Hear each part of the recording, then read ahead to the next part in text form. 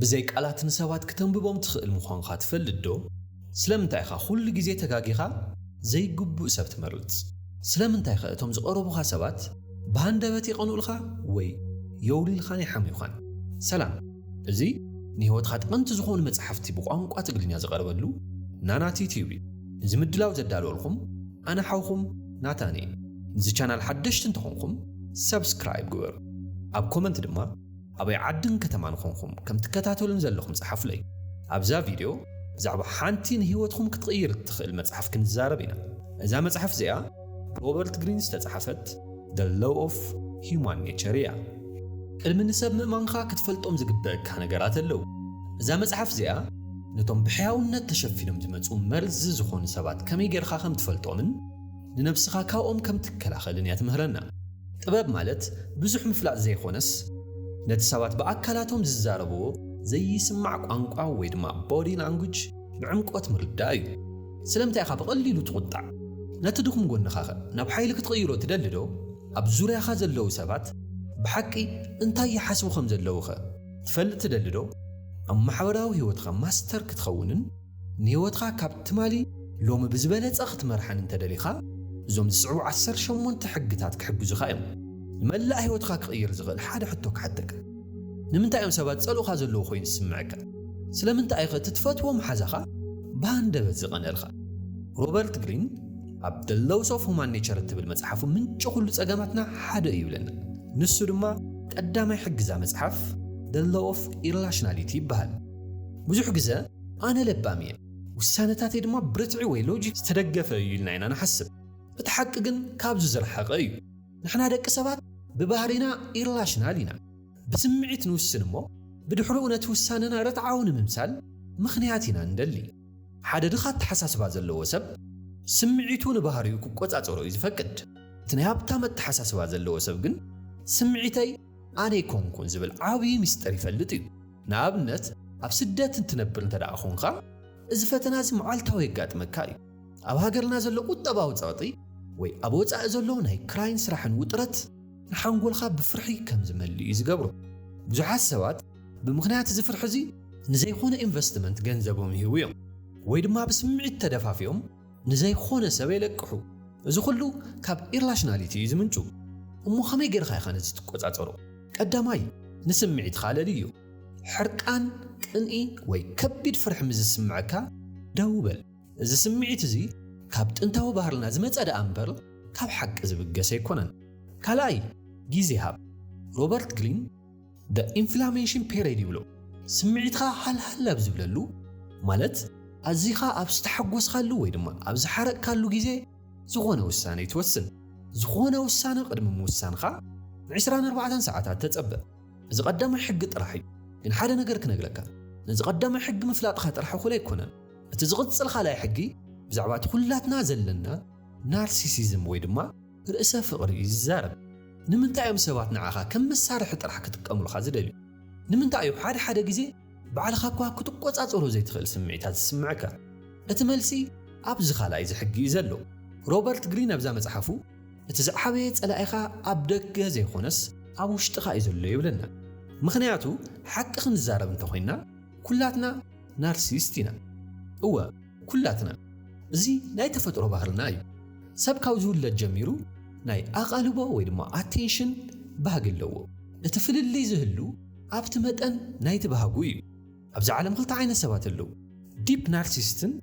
ወይ ብርእሰ ፍቕሪ ዝተዋሓጡን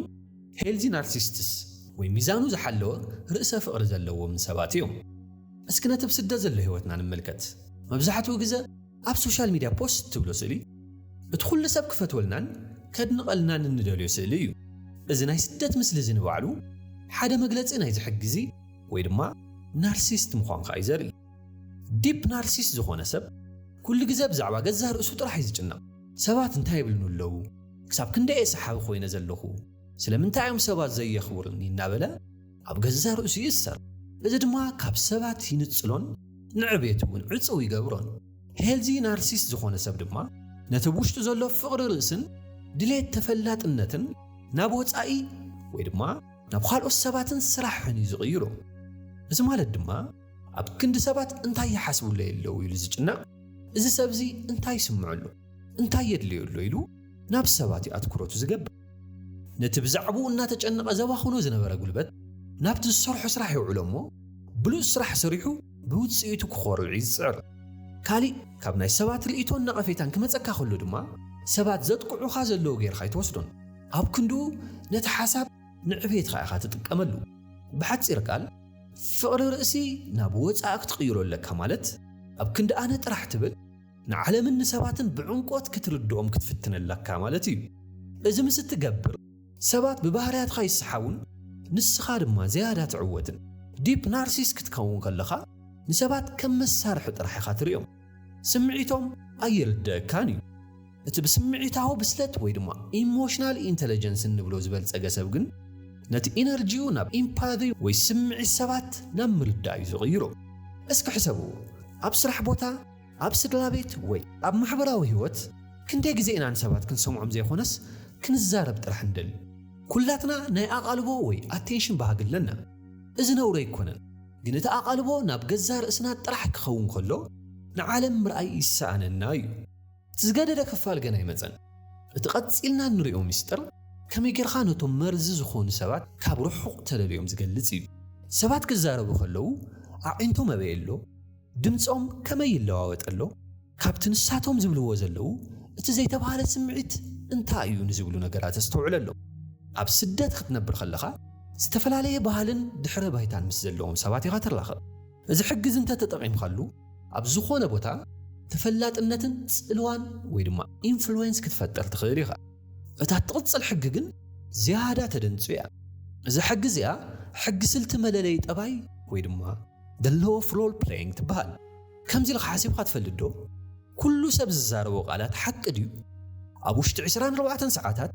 እቲ ንስኻ ትሪኦ ዘለኻ ሰብ ካብ 10 ክሳብ 200 ግዜ ክሕሱ ከም ዝኽእል ክትፈልጥ ዶ ክሳብ መወዳእታ እዛ ቪድዮ ምሳይ ተጸኒሕካ ሰባት ብኣፋቶም ካብ ዝዛረብዎ ንላዕሊ ብኣካላቶም ዝሓብእዎ ዘለዉ ሚስጥር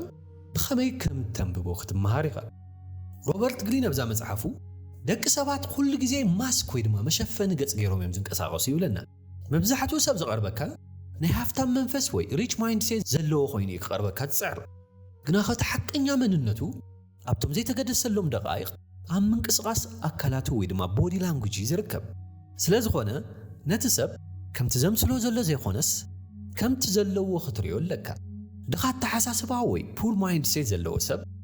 ነቲ ሰባት ብኣፋቶም ዝብልዎ ጥራሕ እዩ ዝኣምን ሪች ማይንድ ሴት ዘለዎ ሰብ ግና ኣብ መንጎቲ ዝበሃል ዘሎ ቃልን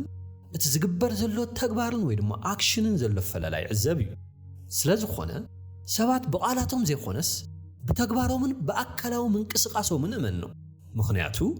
ብቓላት ንምውሓስ ቀሊል እዩ ኣካላዊ ምንቅስቓስ ወይ ድማ ቦዲ ላንጉጅ ግን ነቲ ሓቂ ክሓብእ ስለ ዘይኽእል ሰብ ክዛረብ ከሎ ኣብ ዓይኑ ተዓዘብ ዓይኒ መስትያት ነብሲ እዩ ከም ዝበሃል ሓደ ሰብ ክዛረብ ከሎ ኣብ ዓይኑ ምጥማት ንምንታይ እዩ ዝጠቕመና ሰብ ሓቂ ይዛረብ እንተሎ ብርእሰ ምትእምማን ዓይኒ ንዓይኒ ይጥምተካ እዩ ዓይኑ ካባኻ ዘርሕቕ ወይ ኣይ ኮንታክት ዝኸልአካ ሰብ ግን ገለ ዝሓብኦ ነገር ኣለዎ ወይ ድማ ጭንቀት ይስምዖ ከም ዘሎ እዩ ዘመልክት ካሊእ እቲ ሰብ ብዛዕባ ትዛረቦ ዘሎ ነገር ብሓቂ ተገዳስነት ኣለዎ ዶ የብሉን ካብ ዓይኑ ክንርዳእ ንኽእል ኢና ስለ ዝኾነ ሰብ ክዛረብ ከሎ ኣብ ዓይኑ ተዓዘቦ ክሕሱ ከሎ ድማ ኣብ ኣጻብዕቱ ተዓዘብ ሓሶት ንኣእምሮ ወዲ ሰብ ዓብይ ጸቕጢ ወይ ስትረስ እዩ እዚ ጸቕጢ እዚ ድማ ብዘይፍላጥ ኣብ ኣጻብዕትና ይንጸባረቕ እዩ ሰብ ክሕሱ ከሎ ኣጻብዕቱ ይጭብጥ ምስ ክዳኑ ይጻወት ኣጻብዕቱ ይሰባብር ወይ ጸጉሩ ክትንክፍ ይኽእል እዩ ሓቂ ዝዛረብ ሰብ ኢዱ ክፉት እዩ ዝገብሮ ሓሶት ዝዛረብ ሰብ ግን ብዘይፍላጥ ኢዱ ክሓብእ ወይ ኣጻብዕቱ ክዓጹ እዩ ዝፍትን እዚ ጥበብ እዚ ምፍላጥኻ ጥራሕ ካብ ምትላልን ካብ ክሳራን ከድሕነካ ይኽእል እዩ ሮበርት ግሪን ከም ዝብሎ ኣብ ማሕበራዊ ዓለም ኩላትና ተዋሳእቲ ኢና ስለዚ እቲ ብሉፅ ተዋሳኢ መን ምዃኑ ንምፍላጥ ቃላቶም ይኾንካ ንሰምዕ ዘለካ ንተግባራቶም ኣጽንዒ ዝብለና እዚ ፈላጥ ሰብ ዝጥቀመሉ ስልቲ እዩ እቲ ዝቕፅል ሕጊ ግና ካብዚ ዝገደደ ሓደገኛን ኣገዳስን እዩ ሰባት ብዛዕባኻ ዘለዎም ስእሊ ብኸመይ ክትቆጻጸሩ ከም እትኽእል ኢና ክንርኢ ንምንታይ ገለ ሰብ ካብ ዝዛረቦ ንላዕሊ ብተግባሩ ዝፍለጥ ገሊኡ ድማ በኣንጻሩ ክዛረብ ከሎ ሓያልን በሊሕን ይመስል ኣብ ግብሪ ግን ባዶ ዝኸውን ሕጊ ቁፅሪ 4 ባህሪ ሰባት ምፍላጥ ዝብል እዩ مبزحتو ግዜ ንሕና ሰባት ብዝተኸደንዎ ክዳን ወይ ብዝተዛረብዎ ዘረባ ኢና ንምሰጥ እዚ ግን ጌጋ እዩ ሮበርት ግሪን ከም ዝብለና ሓደ ሰብ መን ምዃኑ ክትፈልጥ እንተደሊኻ እቲ ንሱ ብዛዕባኡ ዝነግረካ ቃላት ኣይትስማዕ በአንጻሩ እቲ ሰብ ኣብ ትሕቲ ጸቕጢ ወይ ፕሬዠር ክኸውን ከሎ ዝወስዶ ስጉምቲ ተዓዘብ ካራክተር ማለት ሓደ ሰብ ብተደጋጋሚ ዝገብሮ ተግባር እዩ ሓደ ሰብ ሓንሳብ እንተተጋግዩ ጌጋ ክኸውን ይኽእል እዩ እቲ ጌጋ ክልተ ወይ ሰለስተ ግዜ እንተተደጋጊሙ ግን ጌጋ ዘይኾነስ እዚ ባህሪኡ ወይ ካራክተሩ እዩ እዚ ሕግዚ ኣዝዩ ሓያል እዩ ሰባት ካራክተሮም ንኽሓብኡ ዝጥቀሙሉ ቶክሲክ ዝኾነ ሜላ ኣሎ ነዚ ሜላ እዚ እንተዘይፈሊጥካዮ ኩሉ ግዜ ግዳይ ናይዞም ዝጥቀሙሉ ሰባት ክትኸውን ኢኻ ሮበርት ግሪን ነዚ ሜላ እዚ ዘ ኮምፐልሲቭ ኣስፔክት ይብሎ ሰባት ካብ ባህሪኦም ክሃድሙ ይኽእሉን እዮም ሓደ ሰብ ኣብ ዝሓለፈ ጊዜኡ ዝገበሮ ነገር ንመጻኢኡ እውን ይውስኖ እዩ ሰባት ንዓኻ ብኸመይ ዓይኒ ከም ዝርእዩኻ ክትቆጻጸር ትኽእል ኢኻ እቲ ዝቕጽል ሕጊ ግን ከመይ ጌርኻ ድሌት ሰባት ከም እትቆጻጸር እዩ ዝገልጽ ንሱ ድማ ካብዚ ሕጂ ዝረኣናዮ ብዕፅፊ ዝያዳ ሓይሊ ኣለዎ ኣብ ዙርያኻ ዘለዉ ሰባት ብዓወትኻ ብሓቂ ሕጉሳት ድዮም ወይስ ብውሽጦም ብቕንኢ ነዲኦም ዘለዉ ብዙሓት ሰባት ኣብ ቅድሚኻ ፍሽኽ ይብሉልካ እዮም ግን ብድሕሪኻ ጉድጓድ ይኹዕቱልካ እዮም ሮበርት ግሪን ኣብዛ መጽሓፉ ሓምሻይ ሕጊ ንዓኻ ዘጠንቅቐሉ ሓደ ዓብዪ ምስጢር ኣሎ ክሳዕ መወዳእታ እዛ ቪድዮ እንተጸኒሕኻ ኣብ ከባቢኻ ዘለዉ ዝቐንኡልካ ሰባት መነመን ምዃኖም ትፈልጠሉ ሰለስተ ናይ መለለይ ምልክታት ከምኡውን ዓወትኻ ብኸመይ ካብኦም ከም እትከላኸልን ክትመሃር ኢኻ ሰባት ብባህሪኦም ካልኦት ሰባት ዘለዎም ሃብቲ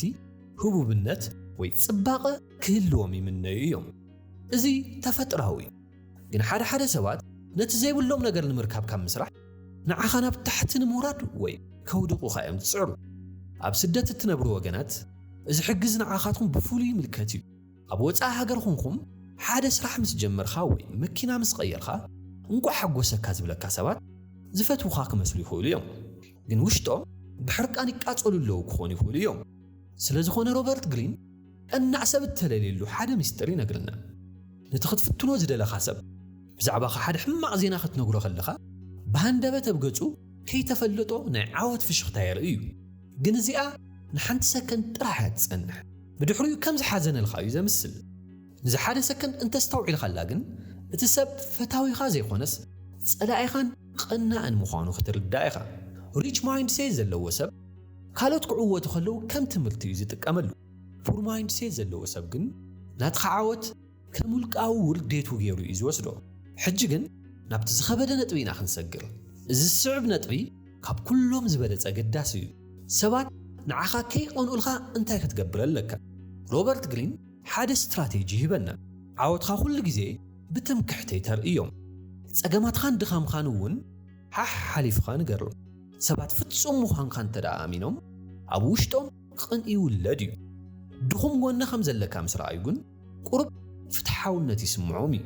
ብፍላይ ኣብቲ ምስ ቀረባ ስድራኻ ንዕሮትኻን ዘለካ ርክብ ወትሩ ትሕትናን ሰብኣውነትን ንርኢ ካልእ ድማ ንኻልኦት ሰባት ንዓወቶም ኣፍልጦ ሃቦም እዚ ሓምሻይ ሕጊ ናይ ሮበርት ግሪን ሓደ ዓብዪ መልእኽቲ ኣለዎ ባህሪ ሰብ ክትቕይሮ ይትኽእልን ኢኻ ግን ነቲ ኣብ ከባቢኻ ዘሎ መርዚ ክትነቕሓሉ ትኽእል ኢኻ እቲ ዝበለጸ መከላኸሊ ቅንኢ ብትሕትና ዝተሸፈነ ዓወት እዩ እቲ ሻድሻይ ሕጊ ዝያዳ ዘሰንብድ ምስጢራት ዝሓዘ እዩ ብዙሕ ግዜ ሰባት ኣብ ቅድሜና ዝሰርሕዎ ተዋስኦ ጥራሕ ኢና ንርኢ እቲ ሓቂ ግን ኣብ ትሕቲ ፍሽኽታን ጥዑም ዘረብኦምን ካልእ ስውር ዕላማን ባህርን ኣሎ እዩ ንባህሪ ሰባት ብረቂቕ ተዓዘቦም ሰባት ኩል ግዜ ማስክ ወይ መሸፈኒ ገጽ ከም ዝገብሩ እውን ኣይትረስዕ ኣብ ወፃኢ ሃገር ክትነብር ከለኻ ምስ ብዙሓት ዝተፈላለዩ ሰባት ኢኻ ትራኸብ ካብቶም ምሳኻ ኮይኖም ዝስሕቑ ብውሽጦም ግን ንዓኻ ዝቐንኡልካ ሰባት ክኾኑ ይኽእሉ እዮም እቲ ዝዓበየ ጌጋና ንሰባት ብመልክዖምን ብዝዛረብዎ ቃላትን ጥራሕ ኢና ንፈርዶም ሮበርት ግሪን ግን ከምዚ ይብለና ሰባት ኣብ ቅድሚ ሰብ ክኾኑ ከለዉ ነቲ ዝበለጸ ስእሎም ንምርኣዮም ዝጽዕሩ እዚ ሮል ፕሌይንግ ይበሃል ነዚ ንምፍላጥ ግን ካብቲ ቃላቶም ወፂኻ ናብቲ ኖን ቨርባል ምልክታት ክትጥምት ኣለካ እቲ ሪች ማይንድ ሴት ዘለዎ ሰብ ነቲ ሰብ ዝብሎ ዘይኾነስ ነቲ ሰብ ብዘይፍላጥ ዝህቦም ምልክታት እዩ ዝዕዘብ ክሳዕ ሕጂ ዝረኣናዮም ነጥብታት ንመንነት ሰብ ንምፍላጥ መእተዊ እዮም ሕጂ ግና ናብቲ ዝዓበየ ሜላ ክንኣቱ ኢና እዚ ዝቕጽል ነጥቢ ንኹሉ እቲ ሰባት ክሓብእዎ ዝጽዕሩ ዘለዉ ባህሪ ብኸመይ ከም ትርድኦ ዘርኢ እዩ ብዙሓት ሰባት نزي نطب سلا زيفلطو وين بقصال بسبات زطلم نبهاري سب نمفلات سبات اب تحتي بريشر وي صقطو كونو خلو تعذبهم حدا سب كيتدالو خلو حتو مستحتو ወይ ድማ ሓደ ጸገም ዘጋጥሞ እቲ ናይ ሓቂ መንነቱ ይዝወጽእ ሮበርት ግሪን ኣብ መጽሓፉ ከምዚ ይብለና ሰባት በአናሽቱ ድራማታት አቢሎም እዮም ነቲ ሓቀኛ ባህሪዮም ዘርእዩና ሕጂ ብሓንሳብ ንድሕሪት ተመሊስኻ ዘክር ምስ ሓደ ሰብ ክትዘራረብ ከለኻ ገለ ነገሩ ልክዕ ኣይኾነን ዝብል ስምዒት ተሰሚዕካ ይፈልዶ እቲ ስምዒትኻ ዝነገረካ እቲ ሰብ ዝበሎ ቃል ዘይኾነስ እቲ ዘርእዮ ዝነበረ ረቂቕ ምልክታት እዩ ሕጂ ናብ ተወሳኒ ስጉምቲ ኢና ክንሰግር እዚ ስጉምቲ እዚ ከዓ ካብ ተዓዛቢ ናብ ማስተር ኦብዘርቨር ዝቕይረካ እዩ ብዙሓት ሰባት ሰብ ክዕዘቡ ከለዉ ፍራዶ እዮም ዝኾኑ ሮበርት ግሪን ግን ከም ሳይንቲስት ኾኑ ዝብለና ባህሪ ሰባት ንምፍላጥ ቅድም ቀዳድም ንርእስኻ ተዓዘብ ንስኻ ኸ ኣበየናይ እዋን ኢኻ ማስክ ትጥቀም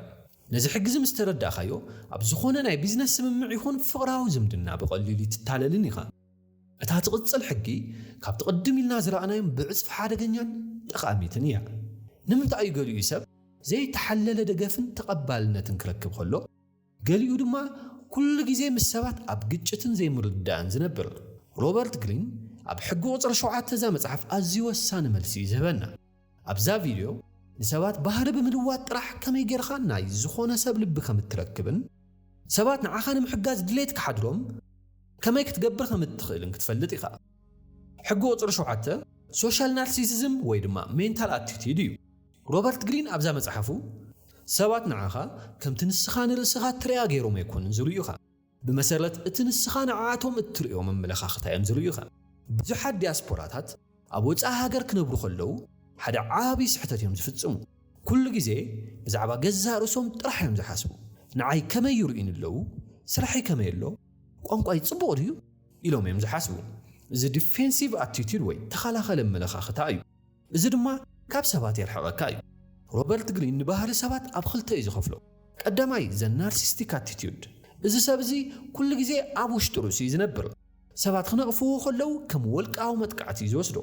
ኣብ ስራሕ ይኹን ኣብ ማሕበራዊ ህይወት ኩሉ ግዜ ተበዳሊ ኮይኑ ይስምዖ እቲ ካልኣይ ድማ ዘ ኢምፓተቲክ አቲቲዩድ ይበሃል እዚ እቲ ናይ ዓወት ሚስጥር እዩ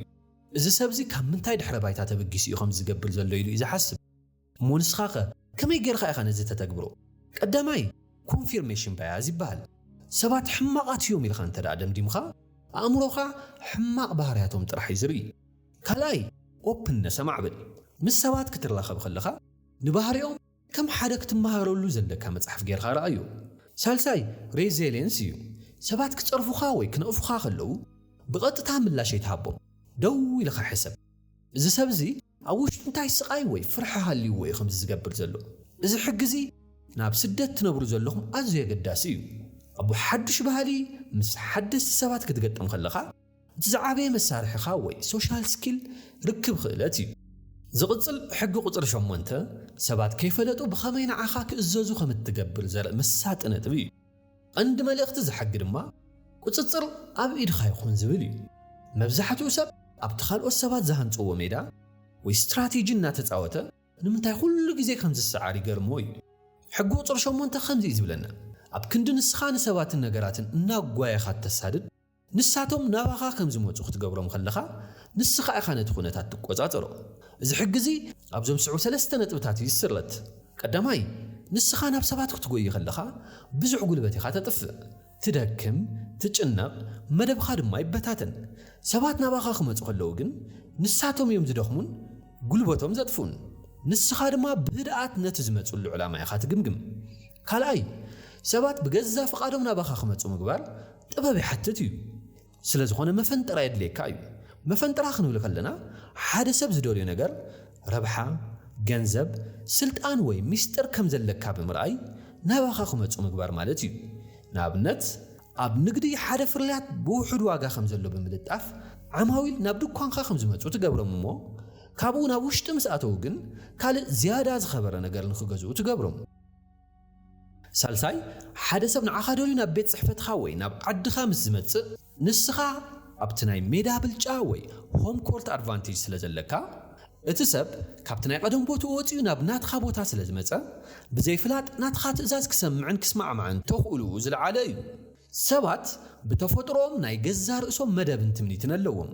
ንሳቶም ካብ መደቦም ወፂኦም ናብ ናትኻ መደብ ክመፁ እንተኾይኖም ገለ ዝስሕብ ነገር ክትጥቀም ኣለካ ሓደ ግዜ ካብ መስመሮም ምስ ወፁ ድማ ንስኻ ነቲ ኩነታት ብዝደለኻዮ መንገዲ ክትመርሖ ትኽእል ኢኻ ሓደ ሓያል ሰብ ወይ መራሒ ኩሉ ግዜ ንሰባት ናብኡ ክመፁ ይፅበዮም ንሱ ኣይኮነን ናብ ሰባት እናኸደ ክልምን ዝጎይ ክሳብ ሕጂ ዝረኣናዮም ነጥብታት ሓይሊ ከም ዝሃቡኻ ርዱ እዩ እዚ ሕጊ ኣብ ህይወትካ ክትጥቀመሉ እንተጀሚርካ ካብ ተገዛኢ ናብ መራሒ ኢኻ ትቕየር ሕጂ ድማ ናብቲ ዝያዳ ሓደገኛን ጠቓምን ዝኾነ ናይ ሮበርት ግሪን ዝቕፅል ሕጊ ኢና ክንሰግር ሕጊ ቁፅሪ 9 ሓደ ሰብ ክውንኖ ዝግባእ ዝሓየለ ናይ ስነ ልቦና ብልሓት ይነግረና ንሱ ድማ ብተግባርካ ተዓወት እምበር ብክርክር ኣይትፈትን ዝብል እዩ ሰባት ብባህሪና ሓሳብና ክንከላኸል እዩ ዝቕድመና ምስ ሓደ ሰብ ክትከራኸር ከለኻ ንስኻ ተጋጊኻ ኣለኻ ኣነ ልክዕ ኢኻ ትብሎ ዘለኻ እዚ ድማ ነቲ ሰብ ከም ዝስዕብ ስምዒት እዩ ዝሕድረሉ ቀዳማይ ናይ ምክልኻል ስምዒት እቲ ሰብ ጌጋ ምዃኑ እናፈለጠ እኳ ክብረቱ ንኸይትንከፍ ኢሉ ክከራኸር እዩ ዝጅምር ካልኣይ ፅልኢ ብክርክር እንተስዒርካዮ እቲ ሰብ ከም ዝተዋረደ ስለ ዝስምዖ ኣብ ውሽጡ ቂም ይሕዘልካ ብቓላትካ ክትዕወት ትኽእል ኢኻ ግን ንዓኻ ዘለዎ ፍቕሩ ንኽብረቱን ግን ትስእኖ ኢኻ ኣብ ክንዲ ብቓላት ከምዚ እዩ ትኽክል እትብል ብተግባር ኢኻ ክተሪኦም ዘለካ ምኽንያቱ ተግባር ዓይኒ ዘለዎ ኩሉ ዙርዮ ሓቂ እዩ ምስ ተግባር ክትከራኸር ኣዝዩ ጸጋሚ እዩ እቲ ካልእ ድማ ባዕሉ ንኽርድኦ እውን ዕድል ትህቦ ኢኻ ዘለኻ ተጋጌ ነይረ ማለት እዩ ኢሉ ንባዕሉ ንገዛ ርእሱ የምና እዩ እዚ ድማ ክብረቱ ከይተተንከፈ ናብቲ ሓቂ ንኽመጽእ የኽእሎ እዩ ንኣብነት ሓደ መሃንዲስ ንሓለቑ እዚ መንደቕ ከምዚ እንተኾይኑ ክፈርልስ እዩ እንተኢልዎ ብክርክር ከረድኦ እንተፈቲኑን እቲ ሓለቓ ኣይፈርልስን እዩ ኢሉ ክከራኸር ይኽእል እዩ ኣብ ክንዲ ብቓል ምክርኻር ግን እቲ መሃንዲስ ንእሽቶ ሞዴል ሰሪሑ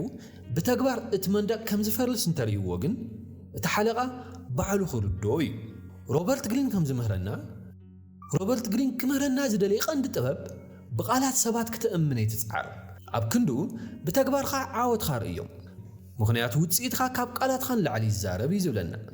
ሓደ ሰብ ብዛዕባ ሓደ ሓሳብ ክትከራኸሩ ከለኻ ቃላትካ ከም መጥቃዕቲ እዩ ዝርዮም ተግባርካ ምስ እተርእዮ ግን ባዕሉ ናብቲ ሓቂ ክመጽእ ዕድል ኢኻ ትህቦ ዘለኻ ሕጂ ናብቲ ዝዓበየ ሚስጥር ክንሰግር ብተግባር ጥራሕ ምዕዋት ማለት ንሰባት ናባኻ ንኽትስሕቦም ምኽኣል ማለት እዩ ስለዚ ኣብ ስራሕ ይኹን ኣብ ፍቕራዊ ዝምድና ይገብሮ ኣለኹ ካብ ምባል ገይረዮ ኢልካ ምራይ 10 እጥፍ ጽልዋ ኣለዎ ቃላትካ ዋጋ ክህልዎም እንተደሊኻ ቀዲምካ ቃላትካ ምጥቃም ደው ኣብል ክሳብ ሕጂ ካብዛ ቪድዮ ሓደ ሓድሽ ነገር እንተረኺብካ ኣብ ኮመንት ቀጽለሉ ኢልካ ጻሓፈለይ ሕጊ ቁፅሪ 10 ሕጊ ቅንኢ ተባሂሉ ይጽዋዕ እዚ ሕጊ እዚኣ ብዛዕባቲ ኣብ ውሽጢ ኩሉ ወዲ ሰብ ተሓቢኡ ዘሎ ስምዒት ቅንኢያ ትዛረብ እቲ ቀንዲ መልእኽቱ ድማ ከምዚ ዝስዕብ እዩ ቅንኢ ሕቡእ ስምዒት እዩ መብዛሕትኡ ሰብ ቅንኢ እየ ኢሉ ኣይኣምንን እዩ ኣብ ክንዱ ነቲ ቅንኢ ናብ ነቐፌታ እዩ ዝቕይሮ ሓደ ሰብ ብዓወትካ እንተቐኒኡ እዚ ሰብ እዚ ብንጹህ ጻዕሪ እኮ ይኮነን ተዓዊቱ ወይ ንዕኡ ዝግባእ ኣይነበረን እናበለ ስምካ ኸጥፊ እዩ ዝፍትን ሰባት ኩሉ ግዜ ንርእሶም ምስቶም ኣብ ከባቢኦም ዘለዉ ኣዕሩኽ መሳርሕቲ ኣዝማድ የመሳሰሉን የወዳድሩን እዮም ካባኻ ዝበለጸ ደረጃ ዘለዎ ሰብ ክትርኢ ከለኻ ነብስኻ ትሑት ኮይኑ ይስምዓ እዚ ስምዒት እዚ ድማ ናብ ቅንኢ ይቕየር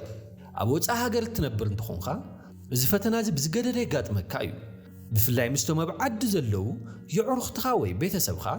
ንሳቶም ንዓኻ ከም ሓደ ዕድለኛ ገይሮም እዮም ዝርዩኻ እቲ እትሰርሖ ዘለኻ ከቢድ ስራሕ ወይ ዝኸፈልካዮ ዋጋ ኣይረኣዮምን እዩ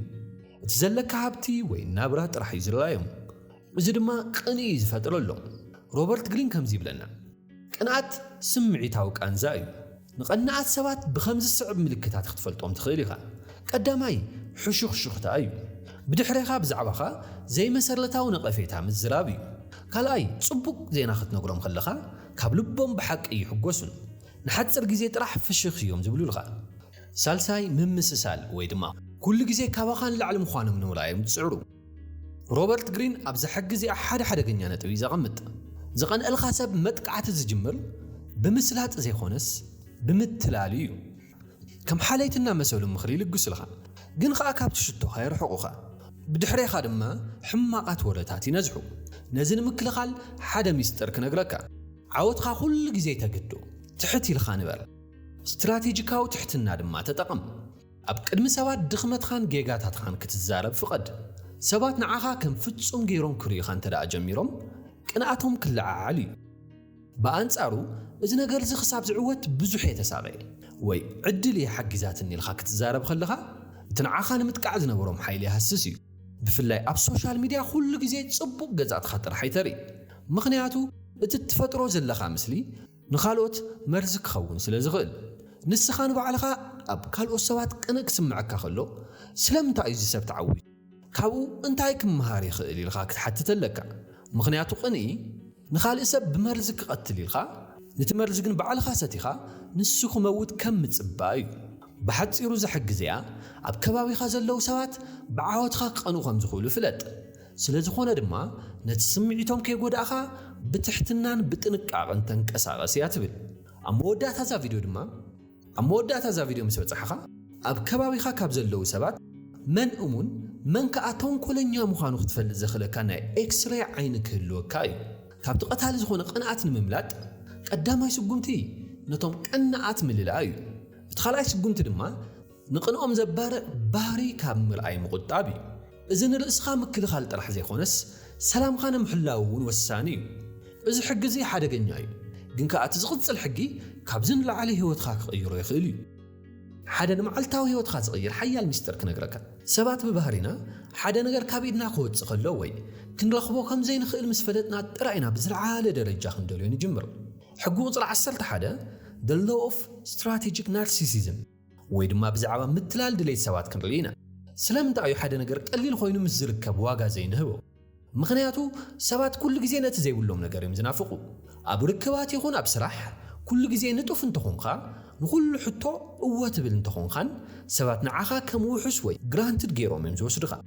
اذا مالت دما واغا خيقنس مالتي ابو وصا عد نتنبرو اذا حجزنا معكم ازيو وساني مخنياتو مبزحتو غزا كل سب نعاخا كم بانكي وي كم مفتح صقم طرح كليكا يخيلي كل جزء الله طرح انتيلخا تتجبروا مسواتي واقو يطفي حدا سب هبتام التحساسبا مزهلو نتمستراو مخان زبل حساب كم عبي استراتيجي تقملو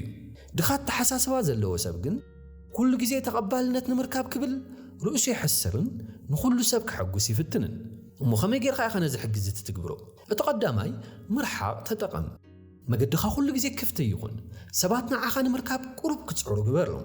كالاي كل نجار يتنجر روبرت جرين كم زبلو سبات بزعبخا زي فلطو نجار مزهلو بانك او تاي صبيو خايم نسبات بحق اختصمعوا من كتردو من كتجمر خلخا تزعابي سلطاني خا تركب استراتيجيكاو نارسيست مخان مالت نسبات بمردع نتناي جزار اسم علامان معوات كم مقد كتقملو ملخا مالتي نسبات بمردع نتناي جزار اسخا علامان معوات كم مقد كتقملو خلخا مالتي سبات كتردو ميداليوم نسخا دما نزي دليتهم بمملا ناتخا تقبرو نزي حساب اب قبل خام ايخا توعلو قداماي تصني الخامس معي سب كتزارب خلو اب امروخا ملسي تدالو اب تنسو زبلو زلو طرح ايخا كتتكر زلكا خالاي حتوتات حتت بزعبا هيوتو من سمعيتو من حتوتات كتحتم خلخا اذا سب يقدس الليلو زبل سمعيتي خا تفطر سالساي اي تفرق سبات زلوهم رغمت كم تزلو وتقبلو ساحج زرانو يمنطبتات نتحساسوا خايقيلو ولودو اب كومنت ويل خصحفلي مخنياتو تزغصل نتبي نز كله ነገር ተግበራው ዝገብሮ ዝዓበየ ሚስጥር ኮንፊደንስ ወይ ዓርሰ እምነትዩ ሰባት ናባኻ ክሰሓውን ተደሊኻ ንስኻ ንባዕልኻ ብቁዕ ምዃንኻ ክትኣምነለካ ቀጻሊ ኣብ ሕጊ ቁጽር 12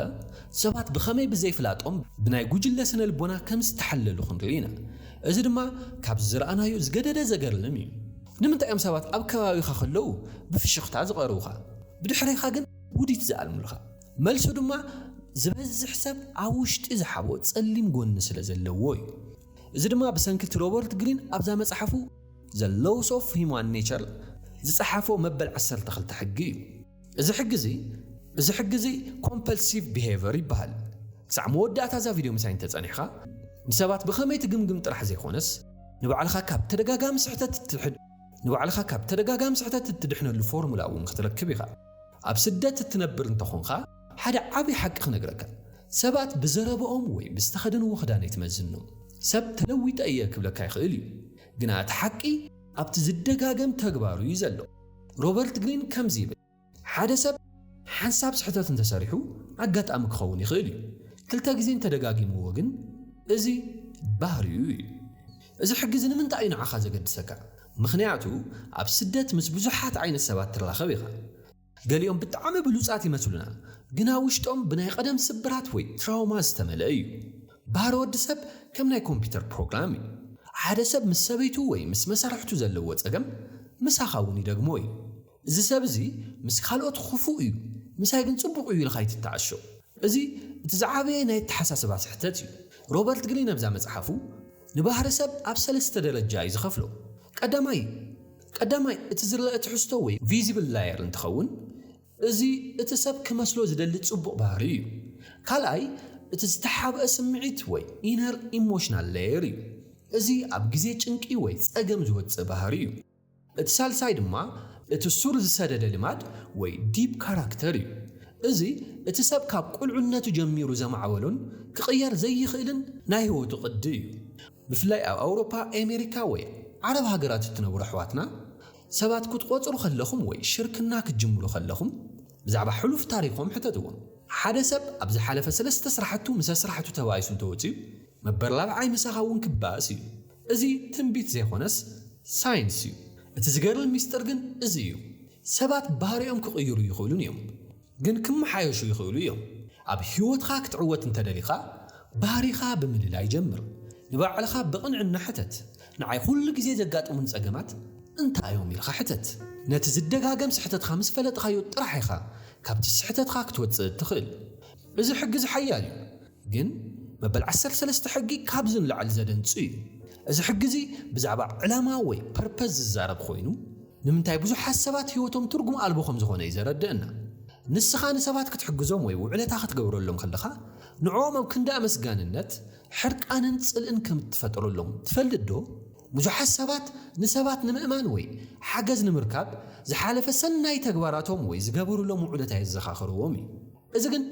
ዓብዪ ጌጋ እዩ ሮበርት ግሪን ኣብቲ ዘ ሎውስ ኦፍ ሂውማን ኔቸር ዝብል ዓለም ለኻዊ መፅሓፉ መበል 13 ሕጊ ንባህሪ ወዲ ሰብ ብዝርዝር እዩ ዝገልፆ እቲ ቀንዲ ሚስጥር ሰባት ረብሖኦም ከም ዝሕልው ጌርካ እምኖም እምበር ኣብ ሕያውነቶም ወይ ምስጋንኦም ኣይትፀጋዕ ዝብል እዩ መብዛሕትኡ ሰብ ኣብ ወፃኢ ሃገር ክነብር ከሎ ንቤተሰቡ ወይ ንመሓዝቱ ክሕግዝ ይፅዕር ድሕሪ ነዊሕ ዓመታት ግን እቶም ዝሓገዝኽዎም ሰባት ስለምንታይ እዮም ክፀልኡን ጀሚሮም ኢሉ ይሓትት እቲ መልሲ ቀሊል እዩ ንሓደ ሰብ ዝገበርካሉ ውዕለታ ከተዘኻኽሮ ከለኻ ንዑ ከም ድኹምን ተፀጋዕን ወይ ድማ ዲፐንደንት ጌርካ ኢኻ ትስእሎ ዘለኻ እዚ ድማ ንትዕቢቱ ወይ ድማ ኢጎ ይሃስዮ እዩ ከም ውፅኢቱ ድማ ካባኻ ክርሕቕ ወይ ክፀለካ እዩ ዝጅምር እቲ ክትጥቀመሉ ዘለካ እተሓሳስባ ነቲ ሰብ እዚ ነገር እዚ ንዓኻ ይጠቕመካ እዩ ኢልካ ምርዳእ እዩ ሕጂ ሓደ ዓብዪ ምስጢር ክነግረካ እዚ ሕጊ እዚ ኣብ ስራሕኻ ይኹን ኣብ ናይ ቤተሰብ ዝምድናታትካ ጥራሕ ዘይኮነስ ኣብ ኩሉ ናይ ህይወትካ መድያት እውን ወሳኒ እዩ ሮበርት ግሪን ከምዚ ይብለና ንሓደ ሰብ ክትሓቶ ከለኻ ንሓደ ሰብ ሓገዝ ክትሓቶ ከለኻ ናይ ዝሓለፈ ሓገዝካ ይተዘኻኽሮ ብኣንጻሩ እቲ ሓገዝ ንዓኻ ጥራሕ ዘይኮነስ ንዑ እውን ዓብዪ ረብሓ ወይ ሰልፍ ኢንተረስት ከም ዘለዎ ርእዮ ንኣብነት ንሓደ በዓል ስልጣን ወይ ሃብታም ንዓኻ ስለ ዝጠቕመካ እዩ ኢልካ ክተቕርበሉ ከለኻ ሽዑ ንሽዑ ኣቓልብኡ ትረክብ ኢኻ ብኸመይ ኢኻ ሞነዘብ ግብሪ ተውዕሎ ቀዳማይ ነቲ ሓገዝ ክትሓቶ ትደሊ ሰብ እፅንዓዮ እንታይ እዩ ሕልሙ እንታይ ኸ እዩ ዘፍርሖ ካልኣይ እቲ ካባኻ ዝደልዮ ነገር ንዕኡ ዝህቦ ረብሓ ፍለይ ሳልሳይ ነቲ ዘቕረብካሉ ሓሳብ ከም ዓብዪ ዕድል ወይ ኦፖርቹኒቲ ጌርካ ኣቕርበሉ ኣብ ዓለምና እቶም ዝተዓወቱ ነጋዶን መራሕትን ንሳቶም ምስጋና ይፅበዩን እዮም ረብሓ ወይ ቫሊ እዮም ዝፈጥሩ ኣብ መወዳእታ ክትዝክሮ ዘለካ ሰብ ኩሉ ግዜ ነቲ ንዕኡ ዝሐሾ ዝመስሎ ነገር እዩ ዝመርፅ ንሕያውነቶም ኣይተመስግኖም ኣብ ክንዱ ብረብሖኦም ጌርካ እምኖም እዚ እቲ ንሓቀኛ ናይ ስልጣን ወይ ድማ ፓወር ሚስጥር ሰብኣዊ ባህሪ ክትቆፃፀሮ ዘይትኽእል ባሕሪ ዶ ይመስለካ መብዛሕትኡ ሰብ ብስምዒት እናተደፈአ ንምንታይ ከም ዝሰርሕ ከይፈለጠ እዩ ዕድሚኡ ዝውድእ ሮበርት ግሪን ኣብዛ መፅሓፉ ግን ሓደ ፍሉይ ሕጊ እዩ ዝነግረና ንሱ ድማ ሕጊ ቁፅሪ 14 እዩ እዚ ሕጊ እዚ ሕጊ ተፃዋርነት ተባሂሉ ይፅዋዕ በዛ ቪድዮ እዚ ኣቢልና እቲ ኣብ ውሽጥኻ ዘሎ ናይ ጉጅለ መንፈስ ወይ ግሩፕ ማይንድ ብኸመይ ንኽብርኻን ንመንነትኻን ከም ዝቐትሎ ክንርኢ ኢና ክሳብ መወዳእታ እዛ ቪድዮ እንተተኸታቲልካያ ድማ ካብዚ ዓቢ መጻወድያ ወፂኻ ከመይ ጌርካ ናይ ገዛ ርእስኻ ስልጣን ወይ ኢንዲቪዥዋል ኤጀንሲ ከም እተረጋግጽ ሰለስተ ስጉምትታት ክህበካ እየ እዚ ሕጂ ንዛረበሉ ዘለና ነጥቢ ኣዝዩ ሓደገኛ እዩ ምኽንያቱ 99% ሰባት ባሮት ናይቲ ዝነብሩሉ ጉጅለ ምዃኖም ይፈልጡን እዮም ሮበርት ግሪን ከምዚ ይብለና ሰብ ማሕበራዊ እንስሳ እዩ እዚ ማለት ድማ ምስ ካልኦት ሰባት ክንሓብር ከለና ብዘይ ፍላጥና ምስቲ ናይ ጉጅለ ባህሪ ወይ ሶሻል ፎርስ ንመሳሰል ኢና ኣብ ስደት እትነብር እንተኾንካ እዚ ብዝያዳ ይፍትነካ እዩ ኣብ ሓዱሽ ሃገር ክትኣቱ ከለኻ ንከይትንጸል ስለ ትፈርሕ እቲ ጉጅለ ዝፈትዎ ትፈቱ እቲ ጉጅለ ዝጸልኦ ድማ ትጸልእ እዚ ድማ ሪጀክሽን ወይ ድማ ምንጻል ንከይመጸካ ትጥቀመሉ ናይ ምክልኻል ሜላ እዩ ግን ሓደ ዓቢ ዋጋ ኢኻ ትኸፍል ዘለኻ ናይ ገዛ ርእስኻ ሓሳብ ወይ ድማ ኦሪጂናሊቲ ምጥፋእ እዩ ኣብ ጉጅለ ክትኸውን ከለኻ ብቐሊሉ ብስምዒት ኢኻ ትድረኽ ሓደ ሰብ ክኹርል ከሎ ኩሉ ይኹርል ሓደ ሰብ ክወድስ ከሎ ኩሉ ይወድስ እዚ ናይ ንህበት ተሓሳስባ ይበሃል ኣብ ኣውሮፓ ወይ ኣሜሪካ ዘለኻ ሓውና ንነፍስኻ ከምዚ ኢልካ ሕተታ እቲ ትሰርሖ ዘለኻ ስራሕ እቲ ትጥቀመሉ ዘለኻ ናይ መዘናግዒ ቦታ እቲ እትገዝኦ ዘለኻ መኪና ብሓቂ ናትኻ ድሌት ድዩ ወይስ ከም ሰብኻ ንምዃን ኢልካ ኢኻ እቲ ዝኸፍአ ነገር ጉጅለ ወይ ግሩፕ ንውልቀ ሰባት ከይሓሰቡ ከም ዝውስኑ እዩ ዝገብሮም እዚ ሓደገኛ እዩ ግን እቲ ዝቕፅል ነጥቢ ዝያዳ ከቢድ እዩ ምኽንያቱ ናይ ዝሕግዚ እቲ ዝዓበየ መጻወድያ እምነት ስለ ዝኾነ እዩ ሓደ ጉጅለ ሓደ ነገር ሓቂ እንተይሉ ኣእምሮኻ ነቲ ሓቂ ንምፍታሽ ይደክም እዩ ኩሉ ሰብ ዝብሎ ዘሎስ ሓቂ ክኸውን ኣለዎ ኢኻ ትብል እዚ ድማ ኢንተሌክቹዋል ሌዚነስ ወይ ድማ ናይ እምሮ ስንፍና ይበሃል ነቲ ፀገም ንምፍታሕ ሰለስተ ነገራት ክትገብር ኣለካ ቀዳማይ ሰልፍ ኦብዘርቬሽን ኣብ ጉጅለ ክትኸውን ከለኻ ስምዒትካ ከመይ ይቕየር ከም ዘሎ ብንቕሓት ተዓዘብ ካልኣይ ሪቴን ዩር ኢንዲቪዥዋሊቲ ምስ ሰባት ተስማዕምዕኻ ንበር ግን ውሽጣዊ ሚዛንካ ይተጥፍእ ኩሉ ሰብ ዝብሎ ዘሎ ሓሳብ እውን ደጊምካ መርምሮ ሳልሳይ ዲስታንስ እዩ ሓሊፍካ ካብቲ ጉጅለ ክትርሕቕ ኣለካ በይንኻ ኾንካ እውን ክትሓስብ ኣለካ ሮበርት ግሪን ከም ዘጠንቅቐና ነቲ ጉጅለ እንተዘይተቆጻጺርካዮ ንሱ ክቆጻጸረካ እዩ እዚ ሕጊ ዝመጀመር እዩ እዚ ዝቕፅል ሕጊ ግን ከመይ ጌርካ ሰባት ብዘይፍላጦም ብስምዒት ከም ትመርሖም እዩ ዝገልጽ እዚ ጥበብ እዚ ንዓወትካ ኣዝዩ ወሳኒ እዩ the law of fickleness ኣብ ህይወትካ ሰባት ሎሚ ኣጣቂዖምልካ ጽባሕ ግን ቃላቶም ክቕይሩ ወይ ከዓ ዝነበረካ ተፈላጥነት ብሃንደበት ክጠፍእ ከሎ ርኢኻ ትፈልጥ ዶ ብዙሕ ሰብ ዝጋገየሉ ዓቢ ምስጢር ኣሎ ሰባት ብባህሪዮም ንመራሕቶም ወይ ንፉዓት ንዝብልዎም ሰባት ቀልጢፎም ከሰልችውዎም ይኽእሉ እዮም ሎሚ ብኣኻ ዝተደነቐ ሰብ ጽባሕ እዚ ሰብ ዝደኣ እንታይ ፍሉይነት ኣለዎ ኢሉ ክሓትት ይኽእል እዩ ኣብ መወዳእታ እዛ ቪድዮ ነቲ ብኸመይ ንባህሪ ሰባት ተረዲኻ ወቱል ተደላይነት ከም ዝህልወካ ክትገብር ከም እትኽእልን ክትፈልጥ ኢኻ ሮበርት ግሪን ኣብዛ መጽሓፉ the law of fickleness ወይ ሕጊ ተለዋዋጥነት ኢሉ ክጽውዖ ከሎ ሓደ ዓቢ ሓቂ ዘነጽረልና ሰባት ብባህሪዮም ነቲ ርሑቕ ዘሎ የድንቑ ነቲ ጥቕሞም ዘሎ ግን ይንዕቑ እዮም እዚ ማለት እንታይ ማለት እዩ ብዙሕ ግዜ ኣብ ዲያስፖራ ንነብር ሰባት ምስ ስድራና ወይ ዕሩኽትና ዘለና ርክብ ንመልከት ኩሉ ግዜ ተረኺብካ ኩሉ ግዜ ክትድውል ወይ ኩሉ ግዜ ክትስማዕ ከለኻ እቲ ዝነበረካ ክብሪ እናቐነሰ ክኸይድ ትዕዘብ ዶ እቲ ፑር ማይንድ ሴት ዘለዎ ሰብ ክብሪ ብተደጋጋሚ ብምርካብ እዩ ዝመጽእ ኢሉ እዩ ዝሓስብ እቲ ሪች ማይንድ ሴት ወይ ስነልቦናዊ ብስለት ዘለዎ ሰብ ግን ክብሪ ብምርሓቕን ሚስጥራዊ ብምዃንን እዩ ዝመጽእ ኢሉ እዩ ዝኣምን ሮበርት ግሪን ከምዚ ይብለና ንሰባት ኩሉ ግዜ ትጋሃደሎም ተደላይነትካ ንምዕቃብ ሓንሳብ ክትስወር ኣለካ ሰባት ብዛዕባኻ ክሓስቡን ክናፍቑኻን ኣበየሎ ኢሎም ክሓቱን ዕድል ሃቦም እዚ ኣብሰንስ ወይ ዘይምህላው ዝበሃል ስልቲ ካብቲ ኩሉ ግዜ ኣብ ቅድሚ ዓይኖም ምዃን ላዕሊ ጽልዋኻ ይዕብዮ እዩ ኣውቶሪቲ ወይ ስልጣን ክብሪ ዝመጽእ ከም ሚዛናዊ ምንቅስቓስ እዩ ኣብ ወፃኢ ሃገር ወይ ዌስተርን ወርልድ ንነብር ሰባት መብዛሕትኡ ግዜ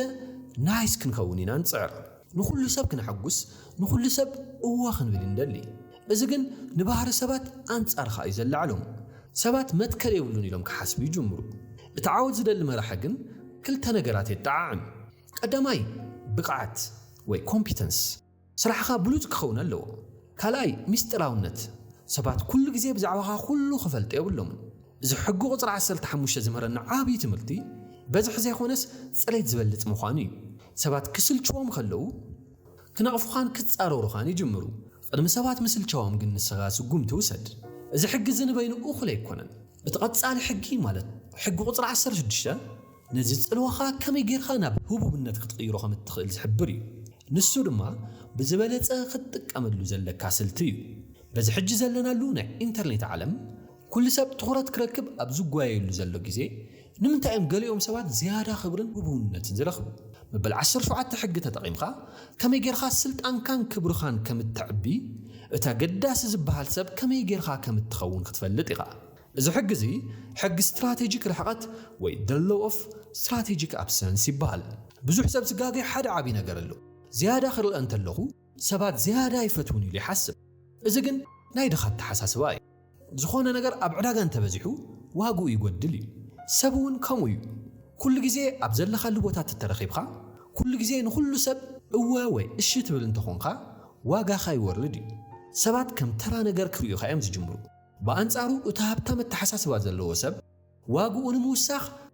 معسكر كاب كم زلون معسكر صور كم زلون يفلطي إذا فلتت سكارسيتي وي حصرات يبال نابنت دياسبورا انتخونخا اب كل مرعى اب كل دقس يكون اب كل نايزم اخيبات ترخيبخا غيزي خان قال خان كتركس يبلخان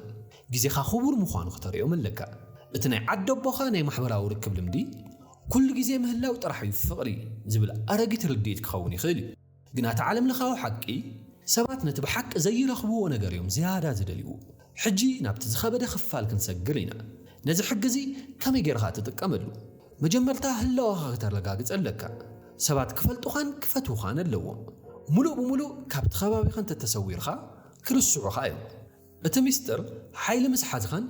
هو ببنت مساتر خان شعور حقات ختفتر لك ازي استراتيجيك مسوار وي استراتيجيك ويزدرول يبال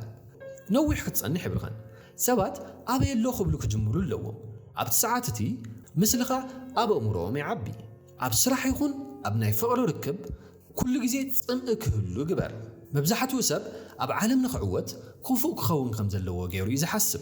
روبرت جرين حق 10 شعاته حق ولداو حصرت راي ويدما the law of generational myopia يلصوعو إذا حق زي أب زعبات منفساو جزي ويدما اتنحنا استولدنا له زمن أبد تحساسبانا زفترو تصلو آيات الزارب اتقند ترقمو خمس صعبي نفس وكف ولدو وي generation أب تزعبي له جزي زنبرك كبرتاتن تكنولوجين كم تخكلن غيرو يزوسدو نابنت ناي 10 شعات سوساتات ولدو كالي التحساسبا لو ناي 5 شحات ولدو دما كالي التحساسبا لو روبرت جرين اب تولد خاز فتر الخات صبي بالتحساسوا تاثير خايت ترفي بلنا مايوبيا مالت نقربات راح مرأي مالتي سبات مبزحتو غزانه تاب زوان الزلو فاشن وي ترند راح يمسعو بتقدم زنبر طباب يرسعو ويم نتمصاك مص زخ لوط دما يغمتون سلازي كاب زولداو صاط زوصيخا نت غيزي كتقوصاصرون تخيلخا عبي سلطاني خا تركب سلاز خونا اب تخلهم سبات زسعبو زلو ترند راح يتطحل إذا حزنا يزلنا جزين متعي كما يكتمت كم زخيلون حسب قتلخا نولد خا مرح بلوز مرح مالت نتولدو زنافق زلو جن زي قلصو نغير ترديو حدش منقد زصرق سب مالتي بدحريو مز حالفه نغير تححزو كاب قداموت ولدتات زنبرو صبقات نغيرات وسيدخا مسناي لوم التحساسبا بمحواس فلوي نغير فطر بحصيرو اذا حق زيا ابتلوم زلو غيزياو ጫው ታይ ተጣሐል ሰፊ ሕራየ ሃሊኻ ነተወለዶ ኻዝ ኸደሉ ዘሎ አንፈት ተረዲኻ ካብኡን ለዓለ ኽትርኢ ምስትኽእል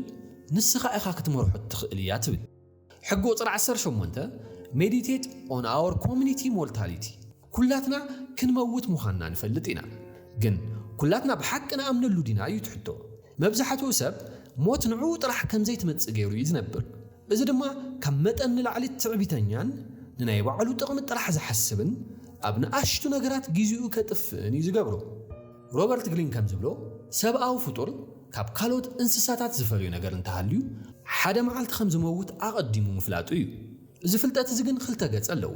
ቀዳማይ يفرحنا ስለዚ فرحنا ድማ ብዛዕባኡ ንከይና ሓስብ ንሃድም ወይ ዲንና ያል ንገብር ኣብ ዘይረብሕ ዝናን ሃብትን ተዓጺና ድማ ንነብር ካብዚ ዝተልዓለ ድማ ዲተርሚኒዝም ወይ ድማ ናይ ዕድል ጉዳዩ ተስፋ ንቆርጽ እትኻልዋይ ገጽ ድማ ሓይሊ እዩ ሮበርት ግሪን መድሓኒት ጥቢት ኢሉ ይጽውዖ ሞት ሙህላዋ ክትግንዘብ ከለኻ ንሰባት ካብ ላዕሊ ክትሪኦም ኣይትኽእልን ኢኻ ብዙሓት ወገናት ኣብ ወፃኢ ሃገራት ገንዘብን ንዋይን ጥራሕ ህይወቶም ይመስሎም ጽባሕ ክመውት ኢሎም ስለ ዘይሓስቡ ንሰባት ብንዕቐት ይጥምቱ ወይ ድማ ምስ ሰብ ዘለዎም ርክብ የበላሹ ኣብ ዓዲ ዘሎ ሰብ ግን ሞት ዝያዳ ቀረባ ስለ ዝኾነት ዝያዳ ማሕበራዊ ምትእስሳርን ስምዒታዊ ብስለትን ወይ ኢሞሽናል ማቹሪቲን የርኢ እቲ ዓብዪ ፍልልይ እዚ ሪች ማይንድ ሴት ዘለዎ ሰብ ጊዜኡ ድሉት ምዃን ይፈልጥ እዩ ስለዚ ጊዜኡ ኣብ ቂምን ጽልእን ኣየጥፍን ፑር ማይንድ ሴት ዘለዎ ሰብ ግን ንዘለዓለም ዝነብር ይመስሎ ስለዚ ድማ ንዘይረብሕ ክርክርን ንኣሽቱ ጸገማትን ዓብዪ ቦታ እዩ ዝህብ ነዚ ሕጊ ኣብ ህይወትኻ ንምምጻእ ሮበርት ግሪን 3 መንገድታት እዩ ዘቕምጥ እቲ ቀዳማይ ሞት ርሑቕ ዘላ ነገር ይትግበርላ በብመዓልቱ ብዛዕባኣ ሕሰብ ንዓኻ ዝሕዝን ዘይኾነስ ዘበራብረካ ክኸውን ኣለዎ ሎሚ እታ መወዳእታ መዓልቲ ህይወትካ ትትኸውን ነዚ ሕጂ ትገብሮ ዘለኻ ነገር ምገበርካዮ ዶ እታ ኻልኣይ ንጸላኢኻ ክትጥምት ከለኻ ንሱ እውን ከማኻ ድሉት ግዜ ዘለዎ ሰብ ምዃኑ ሕሰብ እዚ ድማ ኢምፓቲ ወይ ናይ ድንጋጽ ስምዒት ይሕድረልካ ቂምታኻ እውን ክጠፍእ ይጅምር ንሰባት ክትፈርሖም ወይ ክትንዕቆም ኣይትኽእልን ኢኻ ሳልሳይ ደ ሰብላይም ይበሃል እዚ ኣብዛ ዓለም እዚኣ ንሕና ንእሽቶ ኢና ነዚ ሓቂ እዚ ንምቕባል ካብቲ ኣነ ጥራይ ዝብል ሓሳብ ውፃእ ኣብዚ ዓለም እዚ 70 ወይ 80 ዓመት ጥራሕ ኢና ክንጸንሕ ሮበርት ግሪን ዝመኽረና ነዚ ሓፂር ግዜ እዚ ተጠቒምና ዓብዪ ነገር ክንሰርሕ ኣለና እዩ ዝብል ሞት ንዓኻ ጸላኢትኻ ይትኹን ሞት ንዓኻ መተባብዒትኻ ወይ ድማ ሞቲቬሽን ክትኸውን ኣለዋ ጽባሕ ከምዘየለኻ ምስ እትፈልጥ ሎሚ ዘለካ ግዜ ብትብዓት ክትጥቀመሉ ኢኻ ትጅምር እቲ ክትገብሮ ትፈርሕ ዝነበርካ ቢዝነስ ሎሚ ትጅምሮ ነቲ ክትብሎ ዝነበረካ ናይ ቅሌታ ቃል ሎሚ ትብሎ እዚ እቲ ዝዓበየ ናይ ስነ ልቦና ዓወት ሮበርት ግሪን ኣብዛ መጽሓፍ ዘስመረሉ ነጥቢ ሞት ያ ንህይወት ትርጉም ትህባ ዝብል እዩ ብዘይ ሞት ህይወት መቐረት የመሃለዋን እዚ ሕጊ እዚ ካብ ኩሉ 17 ሕግታት ንላዕሊ ሓያል ዝኾነሉ ምኽንያት ንኹሉ ትዕቢትኻን ድንቁርናኻን ሰይሩ ናብቲ ናይ ሓቂ መንነትኻ ስለ ዝምልሰካ እዩ እዛ ቪድዮ ኣብ ህይወትካ ሓደ ነገር ወሲኻ እንተኾይና ሰብስክራይብ ብምግባር ስድራና ናት ዩቲዩብ ኩን ካልእ ከምዚ ዝበል ብሉፅ ጽማዕ መጽሓፍ ንኽትርኢ ንታብ ስክሪን ትሪኣ ዘለኻ ቪድዮ ንኻየ እዚ ናናት ዩቲዩብ